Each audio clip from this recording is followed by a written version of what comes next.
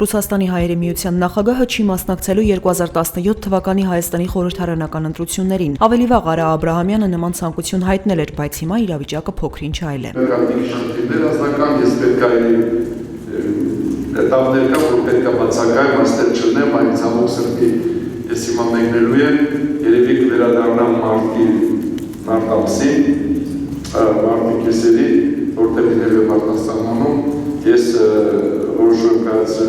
Չմասնակցել ընտրություններին։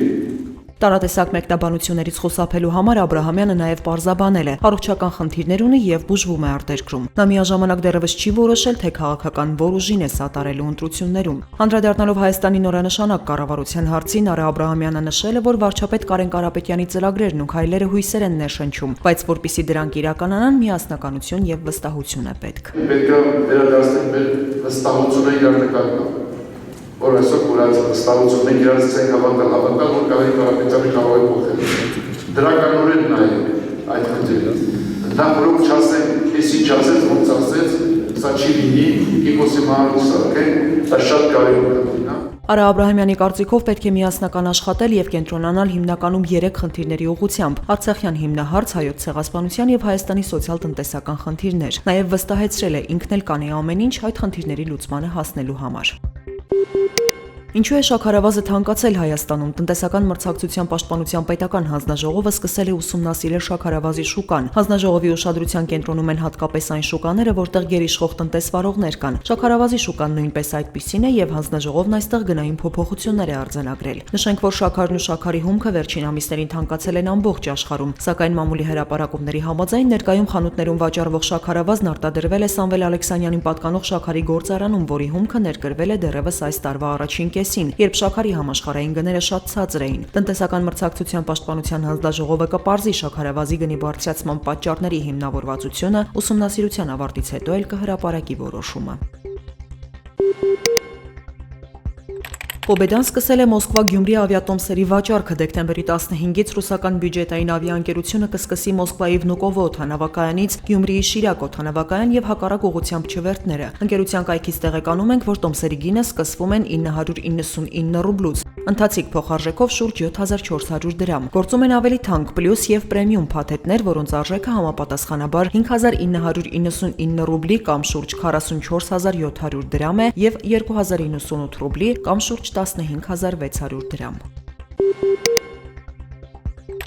Արտակարգ դեպք Երևանում նոր-նորքից բնակիչն ահազանգել է, որ պատրաստվում է 9 հարկանի շենք պայթեցնել։ Շենքի բնակիչները տարհանվել են, բայց ավելի ուշ պարզվել է, որ ահազանգը կեղծ է եղել։ Ըստ տեղեկությունների ահազանգող 39-ամյա Էմիլ Պետրոսյանը, որը բնակվում է Աբովյան քաղաքում, ցանկացել է պատկան մարմինների ներկայացուցիչներին ահազանգով հավաքել եւ մեկ այլ բողոք ներկայացնել։ Պետրոսյանն ամուսնալուծված է եւ բողոքում է, որ կինը թույլ չի տալիս տեսնել իրենց երեխային։ Փաստի առիթով հետաքննություն է կատարվում։ Անչափահասների մասնակցությամբ դանակահարությունը բացահայտվել է։ Ոստիկանությունը տեղեկացնում է, որ Մարալիկի 3 անչափահաս բնակչի դանակահարության մեջ կասկածվում է 16-ամյա Սերյոժա Մ-ն։ Պարզվել է, որ նոյեմբերի 12-ին Մարալիկի մանկապատանեկան մարզադպրոցի բակում Հառիջ գյուղից 16-ամյա Սերյոժան եւ եղբայրը 22-ամյա Ռուստամը վիճել են 3 անչափահասների հետ եւ ձեռնամարտի բռնվել։ Սերյոժան նաեւ դանակով հարվածներ է հասցրել նրանց։ Քրեական գործ է հարուցվել մարդկանց առողջությանը դիտավորյալ ծանր վնաս հասցնելու հատկանիշներով։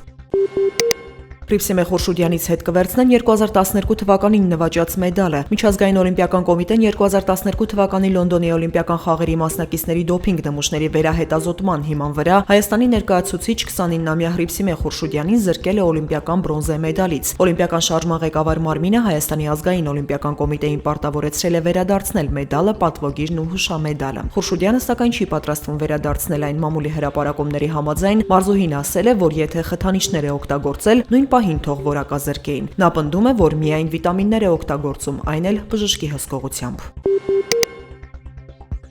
Նոյեմբերի 22-ին դոլարը նորից սկսել է վերելք ապրել, արդյունքում դոլարի փոխարժեքը կազմել է 479 դրամ, եվրոինը 510, ռուբլունը 7 դրամ 54 լումա, ֆունտինը 598 դրամ։ Նոյեմբերի 23-ին հանրապետության տարածքում սպասվում է առանց տեղումների եղանակ, օդի ջերմաստիճանն աստիճանաբար կնվազի 2-ից 3 աստիճանով։ Երևանում նույնպես վաղը տեղումներ չեն սպասվում։